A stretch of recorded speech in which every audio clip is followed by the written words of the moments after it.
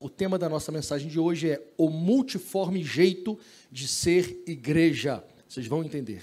Êxodo 18, versículo 13 a 23. Êxodo 18, 13 a 23.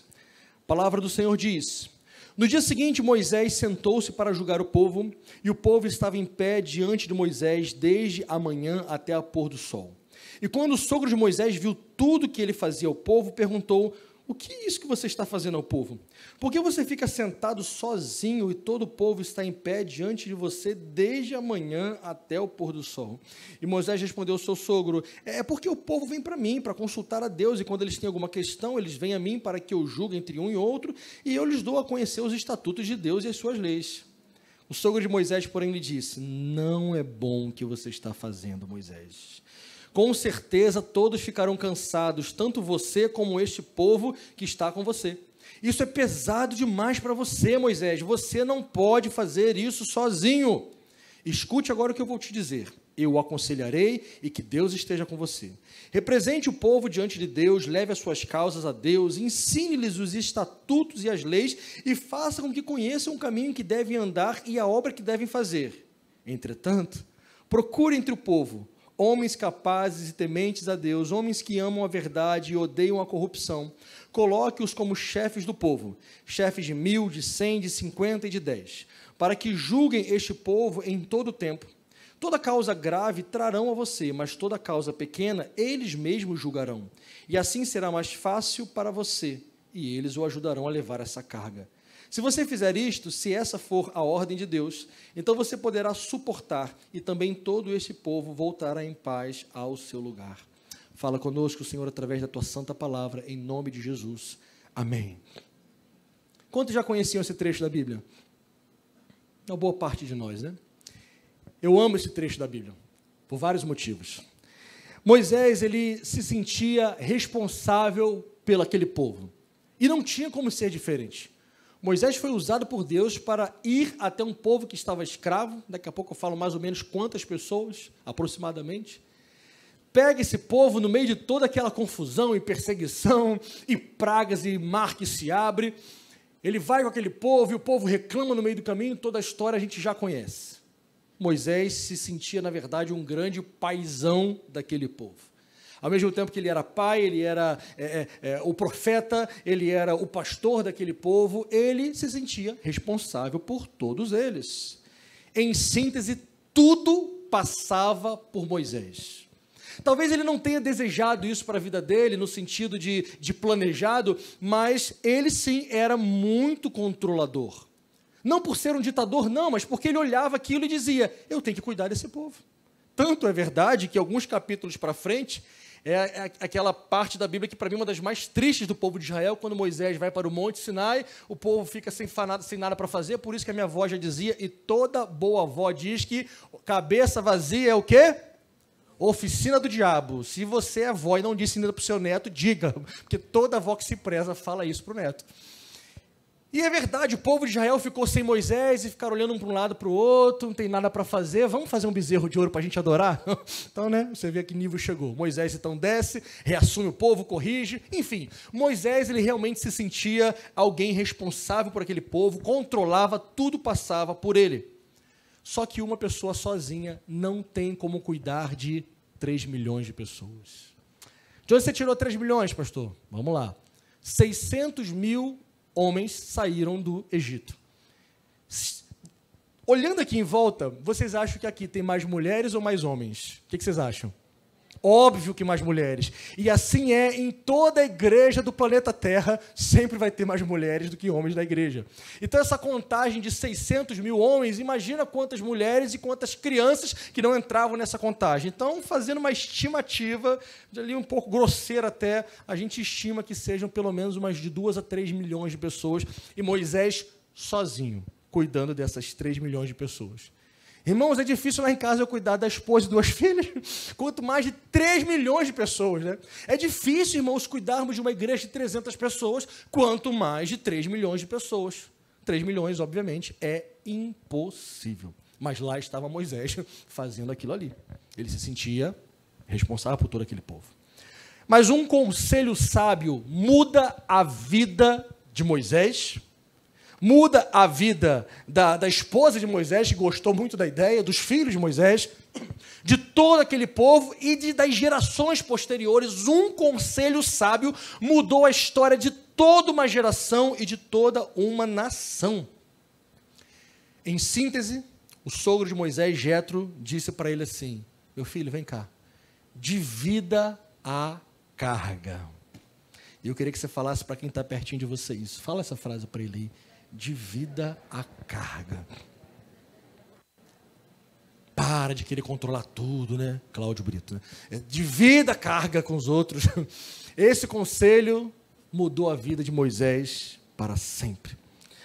Tem uma imagem aqui, está pronta a imagem? Eu gosto muito dessa imagem. Eu a vi pela primeira vez quando eu tinha 20 anos de idade, no meu primeira semana lá de seminário. Não sei se dá para ver disso. Vocês estão entendendo essa imagem? Se puder apagar rapidinho a luz. Quem está atrás consegue ver essa imagem? Ela é o seguinte: ela é uma carroça, puxada por uma pessoa e outra ali empurrando. As rodas são como, pessoal? Quadradas, né? Só que dentro da carroça está cheio de quê, gente? Rodas redondas. Eles poderiam pegar duas não dá, né? 4 rodas daquela, colocar na carroça e seria mudado radicalmente. Mas por que eles não fazem isso? Porque eles aprenderam desse jeito. Eles receberam a carroça com a roda quadrada. E depois passaram aos seus filhos, aos seus netos, e gerações vão vivendo dessa forma, arrastando a carroça com roda quadrada, porque aprenderam assim, porque não conseguem mudar. Mas, na verdade, se tivesse a coragem de olhar para dentro da carroça, tirariam aquelas rodas e colocariam no lugar e acabaria todo o esforço. Obrigado. O que isso quer dizer para nós? Nós olhamos muitas vezes a igreja, digo nós, todos nós, e achamos que o pastor é o responsável pela igreja. Que o líder do louvor, a líder das crianças, o líder da oração e alguns poucos líderes são os donos da igreja. De antemão, já quero dizer para você que eu não sou dono de nada, nem da minha própria vida. Jesus é o dono da igreja. Foi ele que comprou a igreja com o seu sangue. Homem algum poderá tirar a igreja dele. E uma vez eu falei uma coisa que o pessoal ficou meio desconfiado comigo, mas é assim mesmo que eu sinto. Quando alguém diz: pastor, eu sou sua ovelha, ele fala amém, né? A gente recebe com carinho, mas quando eu tenho oportunidade para dizer, eu digo: você não é minha ovelha. E a pessoa já fica: poxa, pastor, está me expulsando? Não, pelo contrário. Por você não ser minha ovelha, eu vou cuidar muito melhor de você, porque você é a ovelha de Jesus. E ele me confiou você para, por um breve período de tempo, cuidar do que ele tem de mais precioso, que são as suas ovelhas. Por isso, a responsabilidade é muito maior. E porque você não é minha ovelha, eu não mando em você, eu não manipulo você, eu não tiro a sua lã, pelo contrário. Eu tenho que fazer o que o sogro de Moisés falou para ele. Moisés, ensina o povo a lei de Deus. Ensina os estatutos de Deus. Mas você precisa de ajuda. Trazendo e aplicando isso para nós, irmãos, não tem como nós sozinhos cuidarmos, quando eu digo nós, estou dizendo agora todos nós, cuidarmos de muitas pessoas ao mesmo tempo, porque, sendo bem sincero, a gente não consegue cuidar nem da gente próprio direito. Né? Ou você tem todos os seus momentos do seu dia sob controle, ou você tem a sua vida completamente equilibrada e disciplinada. Amém, irmão? Eu não tenho. Gostaria de ter domínio e controle sobre todos os momentos da minha vida certinho. Mas basta um pneu furado para acabar com todo o seu planejamento. Basta uma gripe muito forte. Basta um filho ligar dizendo que caiu e machucou o pé. Basta qualquer variável sair do lugar que todo o seu controle já vai por água abaixo. É por isso que a gente não tem controle sobre praticamente nada. Deus já tinha dado essa dica para Moisés anteriormente, antes de chegar o Jetro, mas Moisés não tinha percebido. Deus já tinha dividido o povo em 12 tribos. E por que eu digo Deus e não o povo, e não Moisés? Simples. Deus já foi permitindo que nascessem os filhos de Jacó, que depois teve o seu nome trocado para Israel, e pelo nascimento dos filhos é que foram divididas as tribos. Ou seja, era Deus no comando desde o início. Então, eu gosto muito quando eu olho para Israel, porque era assim. Tinha as 12 tribos, e cada tribo no seu quadrado. Mas quando era para Israel avançar ou fazer algo que Deus mandava, Israel se juntava, se unia, e eu amo essa expressão que aparece na Bíblia muitas vezes. Israel se uniu como um só homem. Vocês estão lembrando dessa expressão? ela aparece na Bíblia várias vezes, e eu amo essa expressão, porque talvez seja o máximo da unidade que possa ser alcançada. Milhões de pessoas se tornarem uma só. Passam-se milhares de anos, e vem Jesus e o Espírito Santo, e através de Paulo diz: vocês precisam ter o mesmo modo de pensar. Vocês precisam ter a mesma mente de Cristo. Ou seja, os milhares de anos se passaram e a unidade continua sendo o desejo de Deus. Voltando, 12 tribos, Deus já tinha dado a dica de como deveria ser, e quando precisavam, essas 12 tribos se uniam e se tornavam como um só homem. 1400 anos depois de Moisés, vem Jesus. Na plenitude dos tempos, aprove Deus enviar Jesus, 1400 anos depois de Moisés. Jesus cria a sua igreja. A igreja não é criação de homens, a igreja é criação de Jesus. E a forma que Jesus cria a igreja é muito semelhante ao que Deus ensinou para Moisés lá atrás. Como? Jesus pregava para as multidões. Certo ou errado? Não fica com medo de falar não, gente. Certo ou errado? Jesus pregava para as multidões. Mas quem é que Jesus discipulava? Quem? Os 12. Pregava para as multidões, ensinava a lei de Deus, ensinava os preceitos e pregava a palavra, mas ele discipulava 12 pessoas. O Deus de toda a terra encarnado, Jesus, o nosso Deus, nos mostrou que não dá para você sozinho discipular milhares de pessoas. É impossível. Jesus concentrou sua atenção em 12 pessoas. 12 pessoas, dos quais um se perde, Matias entra no lugar, e aquelas 12 pessoas começam a seguir o mesmo modelo de Jesus. Cuidam de um, cuidam de dois, de cada vez. E aquilo vai crescendo, e quase 2000 anos depois, você e eu estamos aqui por causa daquele modelo de discipulado que Jesus fez. Você vai entender onde eu quero chegar daqui a pouquinho.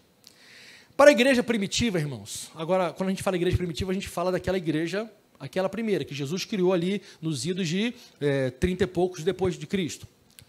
Para aquela igreja era muito comum cultuar a Deus em 2 lugares.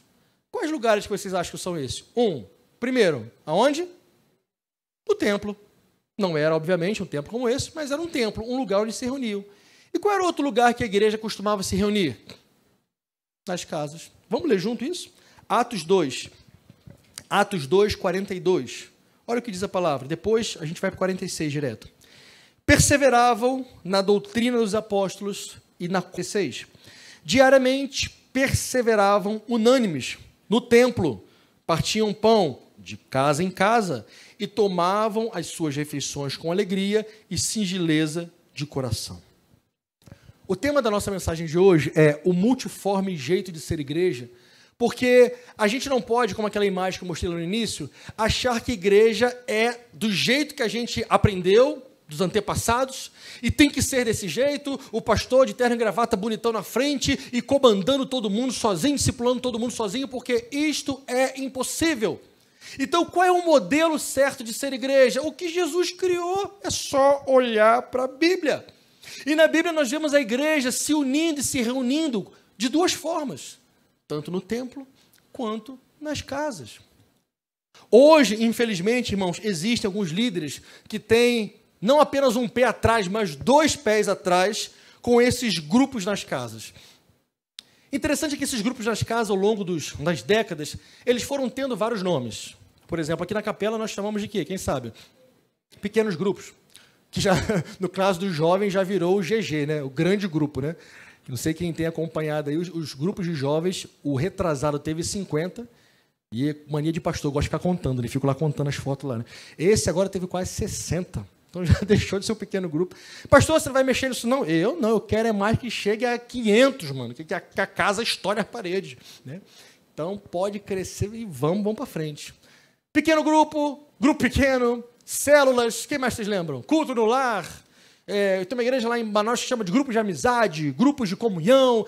O nome somos nós que damos, mas o fato é igrejas reunidas nas casas. Mas alguns líderes têm um pé atrás com essas igrejas porque eles acham que vão perder o controle. Mas sabe qual é a notícia? Que, inclusive, se alguém estiver assistindo ou for ver depois essa mensagem, deixa eu dizer para você e para mim também. o controle nunca foi nosso. Não é nosso o controle. O controle é de Deus. Então, os líderes que não permitem pequenos grupos acontecerem, células, seja o que for, com medo de perder o controle, deixa eu dizer para você, o controle não é seu. O controle é de Deus. Então não tem lógica e sentido nenhum não permitir que a igreja se reúna também nas casas com medo de perder o controle, porque o controle nunca foi nosso. A igreja é de Jesus e as ovelhas são dele também.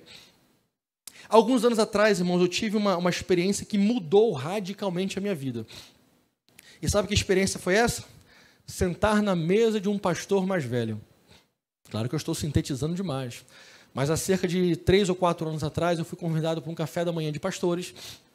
Para quem não conhece essa história ainda. E foi aqui, nessa rua mesmo, uma igreja irmã nossa ali. Tinha várias mesas para eu sentar, irmãos. Por isso que desde o início eu vejo Deus atuando. Várias igrejas, várias mesas para eu sentar. Eu cheguei, olhei para uma mesa e tal, e vi uma mesa lá na frente, com um senhor maior do que eu, e já de cabelo branco, sentado lá sozinho. E eu fui até aquela mesa, sentei-me com ele. Eu não fazia ideia de quem ele era. Nunca tinha visto na vida. Sentei, ele olhou para mim, bom dia, bom dia. Começamos a conversar, né, como duas pessoas normais, né? E, de repente, no meio da conversa, ele diz, meu filho, você já conhece São Luís do Maranhão? Eu disse, não, senhor, não conheço o Maranhão ainda. Ô, meu filho, vai lá conhecer São Luís, uma cidade tão bonita, cidade maravilhosa, praia. Falei, já gostei. Vai lá conhecer minha igrejinha lá, vai conhecer minha igreja lá. E nós levamos, e a parte mais sobrenatural foi a gente ter levado a sério aquele convite e botei Anne e as crianças dentro do carro e daqui fomos para o Maranhão. E quando eu chego lá em São Luís, eu vou conhecer a igrejinha daquele pastor com 13 mil pessoas. Uma igreja chamada Igreja Batista do Angelim. Lá é uma igreja batista no bairro Angelim, por isso esse nome Igreja Batista do Angelim. É igual a Lagoinha, Igreja Batista lá do bairro Lagoinha, mas que acabou se tornando o nome, né? Uma igreja muito abençoada. Ali começou-se um relacionamento de Deus, e eu comecei a admirar demais aquela igreja, a forma como eles faziam. Eu e o pastor Joaquim Neto, já é um pastor com seus 60 e talvez 65, 67 anos, um homem de Deus, com um testemunho tremendo, sobrenatural. O filho dele, por exemplo, Fred Arraes, é um dos ministros de louvores mais conhecidos no Brasil e em muitas nações. O seu outro filho é capelão também do Corpo dos Bombeiros. A sua filha também é uma menina muito especial. Sua esposa, pastora, é uma família muito especial. E eu comecei a conhecer aquela igreja um pouco mais de perto. E em uns momentos de conversa, eu conversei, pastor Joaquim, como funciona aqui? Como é que o senhor faz para pastorear 13 mil pessoas? Eu não consigo direito nem 300. Como é que você faz com 13 mil? Ele me contou, filho, aqui nós fazemos assim. Lá eles chamam de rede, cada um chama do jeito que quiser. Nós temos, posso estar equivocado com relação ao número, se eu não me falha a memória, são 12 ou 14 redes. E cada uma dessas redes tem mais ou menos 1000 pessoas. E cada uma dessas redes é liderada por um pastor, que coordena vários outros pastores, que coordenam centenas de células. Isso quer dizer que lá eles têm talvez quase 1000 células funcionando. E nessa conversa estava lá eu e o pastor Marcelo. O pastor Marcelo está viajando a serviço, irmão, por isso que ele não está aqui hoje. Estava eu e ele lá, assim, bebendo da fonte, aprendendo. E foi assim, involuntário. Eu e o pastor Marcelo fizemos ali a mesma pergunta a ele, pastor, e como é que fica? Porque se de repente um desses pastores, sei lá, né, se revolta, né, e resolve tomar, e ele diz, meu filho, o risco sempre existe, mas a igreja não é minha. A igreja é de Jesus. Eu não tenho controle sobre ela, não domino, é de Jesus que domina. Então, o que ele mandou fazer é eu ensinar a palavra, é eu pastorear, é eu compartilhar, e é dele a igreja. E aquilo mudou meu modo de pensar, e eu cheguei a essa conclusão, e tenho vivido isso já há algum tempo já. Senhor, a igreja não é minha. Eu não vou controlar nada. Não controlo nem meu próprio coração, quanto mais o coração dos meus irmãos. E isso mudou radicalmente a minha vida, irmãos, porque tirou um peso de mim. Porque muitas vezes, agora confessando aqui algumas práticas, né? Eu chegava em casa e eu parei de fazer isso. A minha esposa brigou muito comigo durante muito tempo, até anos, né? Eu chegava em casa, agora com máscara fica mais difícil, eu consegui reconhecer 100% de quem vem para a igreja. Mas na época que não tinha máscara, irmãos, eu era uma máquina, eu sabia exatamente quem estava aqui e quem não estava. Fazia uma varredura. Chegava em casa, mensagem de um por um para quem não foi para a igreja. Mas não era uma mensagem cobra. Quem recebeu já essa mensaginha de amor? Não era uma mensagem de cobrando, era uma mensagem assim, ô meu irmão, né, tu não veio para a igreja, né, miserável? Não. Poxa, que saudade que ele está sentindo de você, não falta mais não vou esganar você. Né? Mas talvez no meu coração era uma coisa assim o pastor está cuidando. Mas minha esposa é psicóloga, fazendo uma análise psicológica em mim, ela disse, isso é controle. Não controla não tenta controlar as pessoas, prega a palavra. E a pessoa vai tomar a decisão dela, se ela vai estar na casa do Senhor ou não. Irmãos, isso para mim é uma batalha, porque se eu pudesse, na marra, eu trazia todo mundo para ficar sentado na casa do Senhor. Mas eu não tenho esse controle, não tenho. Já desisti de ter. A mesma coisa, Moisés. Quando Moisés ouviu aquele ensinamento de Jetro, aquilo mudou a vida dele e mudou a vida de todas aquelas pessoas. Entretanto, irmãos, falando ainda sobre igreja em casas, existe uma aplicação errada e uma visão distorcida sobre isso. Tem pessoas que se reúnem, entendam o que eu vou dizer, apenas nas casas e dizem, nós somos uma igreja aqui nessa casa. Estão certas ou erradas? Certos, porque a igreja não é 4 paredes. Mas tem algumas pessoas que vivem assim por causa de uma coisa. Eu não quero mais saber de congregar nos templos. E quando você vai perguntar para a pessoa, e se ela tiver ali o tempo de parar e te explicar, geralmente é a mesma história. Geralmente é a mesma história. Eu não vou fazer parte da igreja. Porque lá naquela igreja, o pastor é isso, o diácono é isso, a irmã de oração é isso, o irmãozinho é isso, e pronto, todo mundo, ninguém é ruim, ninguém presta, todo mundo ruim. E às vezes a pessoa, ou conscientemente ou inconscientemente, talvez ela pense dessa forma ou não, ela se coloca sobre um pedestal dizendo, eu não quero fazer parte disso. Mas talvez ela nem perceba que, desta forma, ela está se colocando sobre as outras pessoas, dizendo, o que vocês fazem, eu não faço. Em última instância, eu sou melhor do que aquelas pessoas. Talvez ela não tenha nem maquinado isso direitinho, mas em última instância é isso. Irmãos, igreja é gente. Faz assim para quem está pertinho de você, passa o braço aí nele assim, só para tu lembrar. É gente, é carne. Né? E se é gente, irmão, vai ter problema.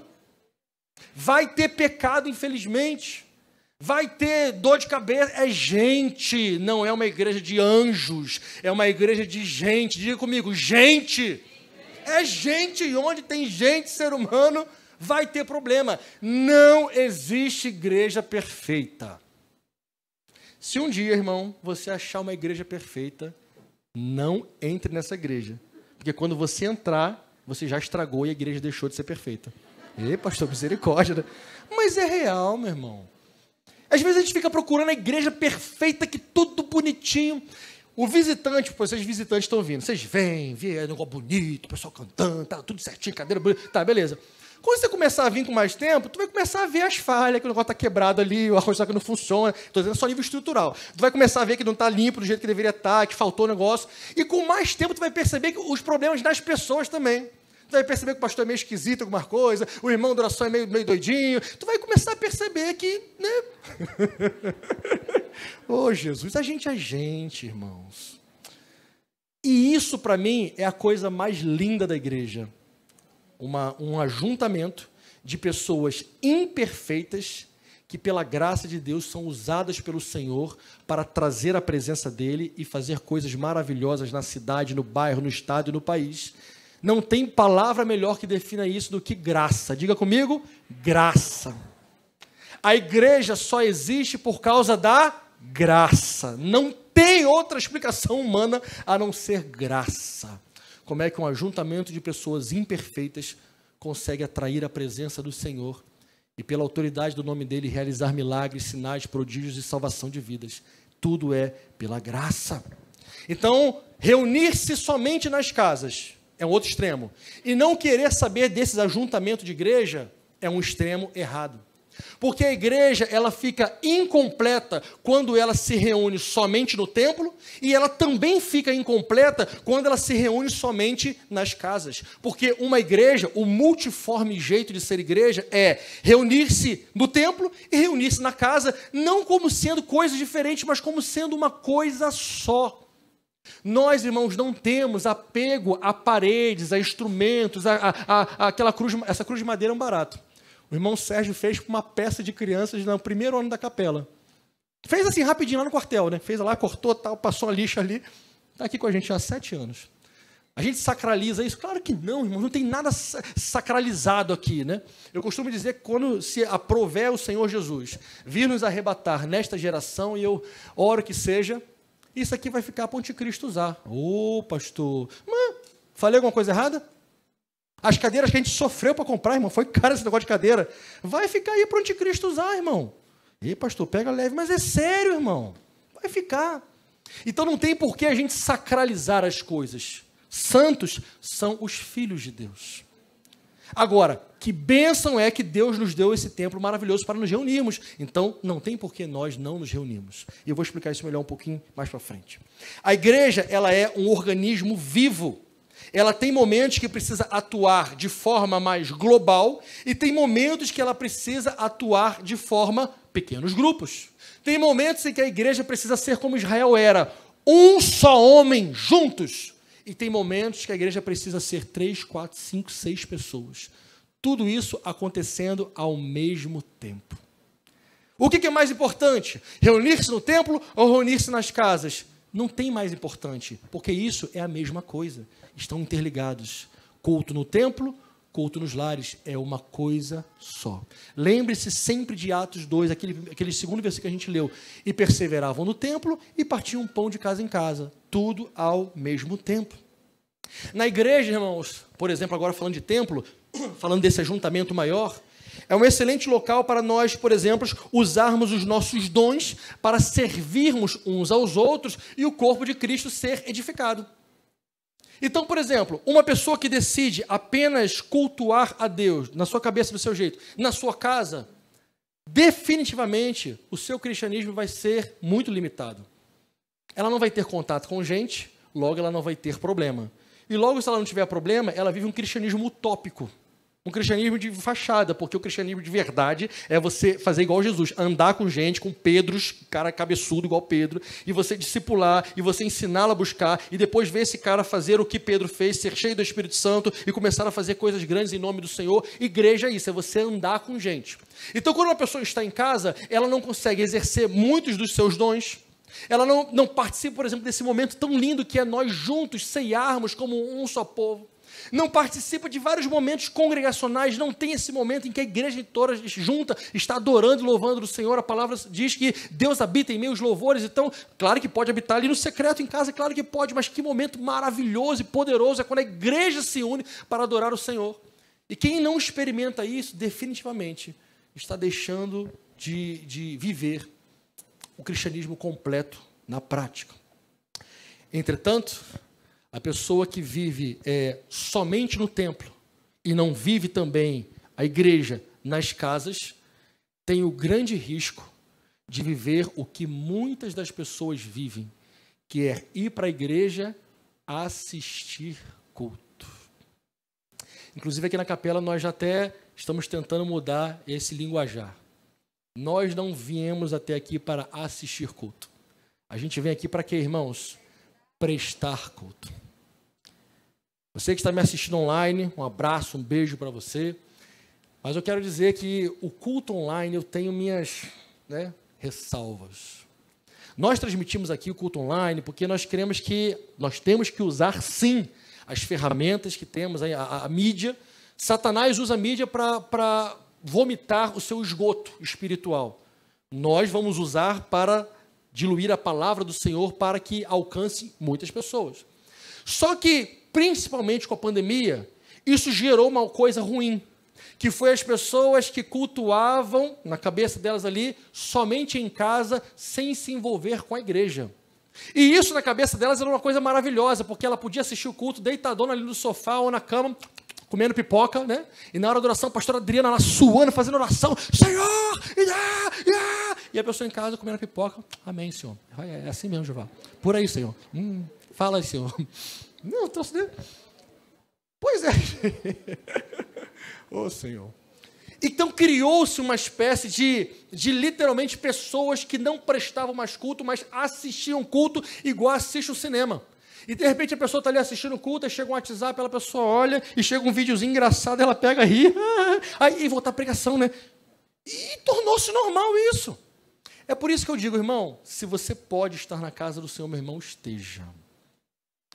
Eu vejo, por exemplo, os nossos cursos online com o objetivo, por exemplo, dos nossos irmãos que estão em missão, alguns que estão em serviço, alguns que estão enfermos, alguns que estão com Covid, alguns que não podem estar na casa do Senhor, ou então pessoas que ainda não têm essa vivência com Cristo, aí você pega, compartilha o culto, aí essa pessoa que ainda não teve aquela experiência de congregar, ela vê o culto, Deus vai falando com ela, mas nós aqui, filhos de Deus, que temos possibilidade e liberdade de sair de casa para vir para a casa do Senhor e não viemos, eu digo agora como pastor, reveja os seus conceitos.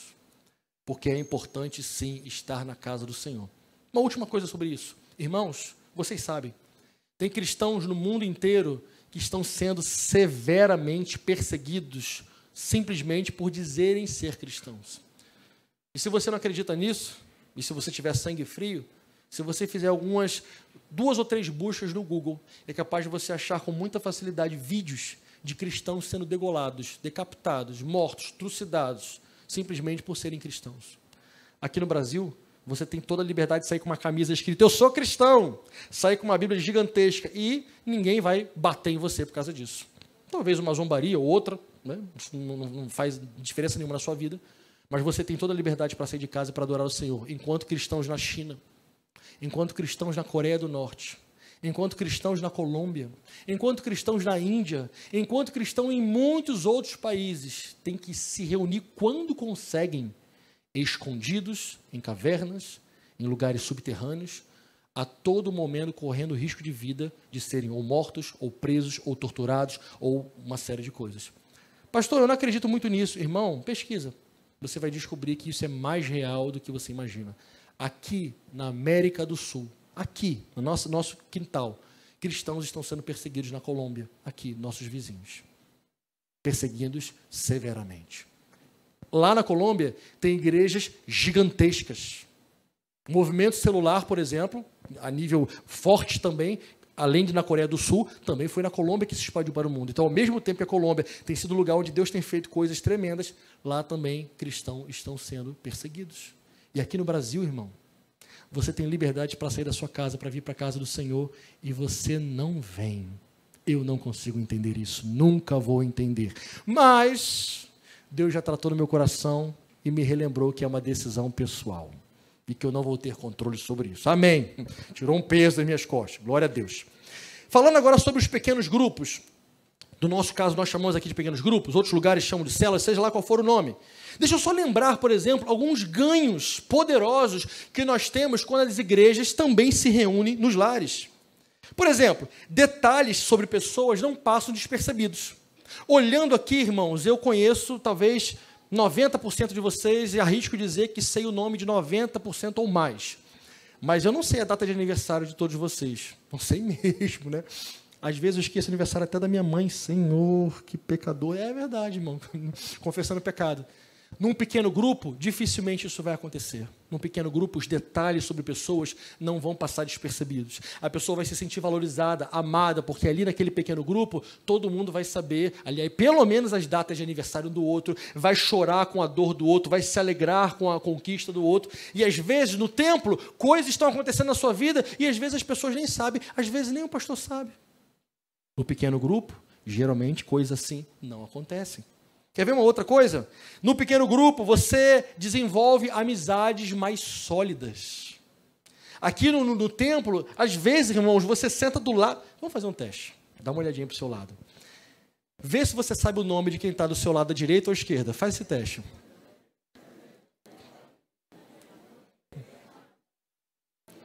Aí é fácil, né? Aí os 4 da família é mole, né? A Jaque também se deu bem ali, né? Deixa eu ver ali. Pronto, aí, ó. Maurício, sabe o nome dele? E ele? Já pergunta, aproveita. Mas, rapaz, estou dizendo. Pronto, não esquece, hein? De cobrar depois. Às vezes, na igreja, nós estamos do lado de uma pessoa, a gente fica 2 horas do lado da pessoa e a gente não sabe o nome da pessoa que está do lado direito e da esquerda. Num pequeno grupo, dificilmente isso vai acontecer. Você vai saber o nome de todo mundo, você vai ter amizades mais próximas com todo mundo. Nos pequenos grupos, líderes são desenvolvidos. Aqui, por exemplo, na capela, em nosso formato de liturgia, nós não temos muito costume, nada impede, viu? Nada impede. Mas não temos muito costume de, por exemplo, dar oportunidade para um, oportunidade para outro, oportunidade para outro. Não tem nada de errado nisso, absolutamente nada. Só que temos juntos feito assim ao longo dos anos esse formato de liturgia. Inclusive, até peço, né, que os jovens, de vez em quando, se reúnam. Vamos cantar aqui um louvor de vocês aqui, aos domingos, né? Se programem para fazer isso também, né? Porque nós senhoras também, né? Botar as senhoras que marcham aí, né? Aliás, já, que junta essa mulherada, traz a mulher para fazer um coral aqui de mulheres, enfim. Mas, às vezes, a gente tem no nosso formato dificuldade de a pessoa exercer alguma coisa. Nos pequenos grupos, os líderes podem ser desenvolvidos. Os ministérios podem ser desenvolvidos. Tanta coisa pode acontecer num pequeno grupo. Outra coisa, oportunidades para treinamento, crescimento. Traz pessoas para ouvir o evangelho com mais facilidade. Justamente, irmãos, por causa desses erros que a igreja vai cometendo ao longo dos séculos, das décadas, dos milênios, muitas pessoas já criaram uma barreira e dizem, na igreja eu não piso. Você conhece alguém assim? Eu conheço dezenas, centenas, sei lá quantas, muitos, que dizem, pastor Cláudio, eu até acho legal você legalzinho, você é até um cara bacaninha, mas na igreja eu não vou, nem me convida. Tá bom, irmão, calma. E você deve conhecer gente assim também. Mas talvez, se você convidar para ir na sua casa tomar um café, e quem sabe ali ouvir a palavra de Deus, talvez a pessoa vá. Os pequenos grupos são uma excelente estratégia de Deus também, para a pregação do evangelho, de pessoas que não pisariam seus pés na porta de uma igreja, mas que numa casa, ao convite de alguém, essas pessoas iriam. Outra coisa muito linda que acontece no pequeno grupo, eu amo isso, essa característica, é que não tem espaço para ritualismo. Eu tenho para mim, sabe, irmãos, que é claro que eu não sou, óbvio, né? Não sondo a mente e o coração do Senhor, são inalcançáveis, inescrutáveis, mas eu tenho para mim que Deus não se agrada nem um pouquinho daquele ritualismo, como se isso fosse um ato de adoração, porque eu creio que Deus vê o nosso coração. E às vezes, em templos, em ajuntamentos muito grandes, alguns lugares têm um ritualismo muito forte, em outros lugares, às vezes, não tem um ritualismo, mas tem uma liturgia muito forte, que às vezes acaba engessando a coisa. Ou seja, tem que ter 3 louvores, oração e não sei o quê. Ou seja, às vezes é muito engessado. É por isso que eu amo, irmãos, eu amo, quando o Espírito de Deus decide na sua soberania quebrar a nossa liturgia aqui totalmente. Eu fico feliz da vida. Feliz da vida. Quando de repente um louvor flui de uma maneira especial, e aí passa do tempo, e aí esqueceu que tem oferta. E eu amo quando acontecem essas coisas, porque não somos nós do controle, é o Espírito de Deus fazendo o que Ele quer, de maneira sobrenatural. E num pequeno grupo, não tem espaço para essa liturgia tão pesada, para esse ritualismo, é tudo mais solto no bom sentido, de que você não precisa ali fazer aquela coisa muito rígida, você tem liberdade, e isso é algo muito bom, porque às vezes algumas pessoas também não entram na igreja justamente por essa coisa, às vezes, que enxerga-se tão engessada. Mas num pequeno grupo isso é bem mais livre. Num pequeno grupo, numa célula, todos podem falar, se expressar. O ambiente ele é mais propício para se cuidar do novo convertido. Uma coisa importante que o pequeno grupo faz também, ele geralmente fecha a porta de trás da igreja. O que você quer dizer com isso, pastor? Irmãos, muitas pessoas já aceitaram Jesus e se converteram aqui nesta igreja. Mas muitas vezes, por nós não discipularmos e não cuidarmos, por aquela porta que a pessoa entrou e aceitou Jesus, a gente nem percebeu que ela saiu pela outra e nunca mais voltou. Um pequeno grupo, ele é uma ferramenta poderosa para fechar essa porta de trás. E não deixar as pessoas que foram salvas e que conheceram Jesus em nosso meio irem embora e nunca mais voltarem. Os pequenos grupos promovem um crescimento contínuo e ilimitado. E eu gostei muito de pensar sobre isso, porque aqui no nosso templo, por exemplo, nós temos 200 cadeiras. E quando a gente quer apertar um pouquinho mais, 220, a gente encaixa lá uma 20zinha ali no fundo. E quer dizer que nós só podemos ter 220 membros? Não. Com uma igreja com 200 lugares, nós podemos ter milhares de pessoas. Como? Através dos pequenos grupos. E como é que vai reunir todo mundo no mesmo lugar? Não dá, paciência. Se reúne nos pequenos grupos, faz um culto, 2 cultos, 3 cultos, 4 cultos, 5 cultos e vai fazendo do jeito que dá. Ou seja, nós não estamos limitados a esse pedacinho aqui pequenininho de 4 paredes. Porque nos pequenos grupos o crescimento ele é ilimitado e contínuo. Ou seja, a igreja não fica sujeita à metragem do templo. Ela fica sujeita ao Espírito Santo dar o crescimento do jeito que Ele quiser. E por último, os pequenos grupos rompem dificuldades geográficas e unem pessoas distantes. Nós podemos ter um pequeno grupo aqui, um pequeno grupo da nossa ilha ribeirinha e ainda assim sermos uma só igreja e um só povo. Podemos ter um pequeno grupo lá no centro de Belém, podemos ter um pequeno grupo lá na parte mais distante de Ananindeu, ou Benevides, ou Marituba, ou seja lá onde for, e ainda assim sermos uma só igreja. Ligados pelo mesmo Espírito, talvez não estando presentes no mesmo culto, no templo, no mesmo momento, mas sendo pequenos grupos de um povo só. Ou seja, eu estou trazendo isso para lembrar de tantas vantagens que existem quando nós conseguimos viver na prática o reunir-se no templo e reunir-se na casa. E eu quero concluir, irmãos, pedindo para que o Espírito Santo de Deus faça você entender, crente, de uma vez por todas, da necessidade de você fazer parte disso. Não apenas como um espectador, não apenas como alguém que vê bonitinho acontecendo, as fotos que o pessoal bota lá no grupo, não. Mas como alguém que experimenta isso no sangue, na veia, no dia a dia. Com todo o amor e carinho. Permita-me dar esse conselho pastoral para você. Talvez você seja uma pessoa que gosta da capela. Falando agora um pouquinho da capela. Você gosta daqui e tal, tem alguns amigos, legal, bacana. Mas talvez você se acostumou, ao longo dos anos, a vir assistir o culto. Se você quiser continuar assim, você sempre vai ser bem-vindo. As portas sempre estarão abertas. Mas me permita te dar esse conselho pastoral. Dê um passo além. Não seja só um espectador do culto. Seja alguém que mergulhe de cabeça no que Deus tem feito nesse lugar. E deixa Deus usar a sua vida para ganhar outras vidas. Quantos militares temos aqui? Bastante militares. Deixa Deus usar a sua vida para você ser um pregador do Evangelho com a sua vida antes das suas palavras, lá no seu quartel. Tenha a ousadia de convidar, quem sabe, o seu comandante para ir um dia na sua casa e ouvir lá uma pregação. Tenha a ousadia de convidar o seu soldado. Tenha a ousadia de convidar qualquer pessoa que estiver ali no quartel, que Deus colocar ali no seu coração, para vir num pequeno grupo na sua casa ou na casa de alguém para ouvir a palavra de Deus. Ou seja, não fique só assistindo o que Deus está fazendo. Mergulhe de cabeça, irmão. Sabe por quê? Porque o tempo vai passar de qualquer forma. Os anos vão passar até Jesus voltar ou nós morrermos.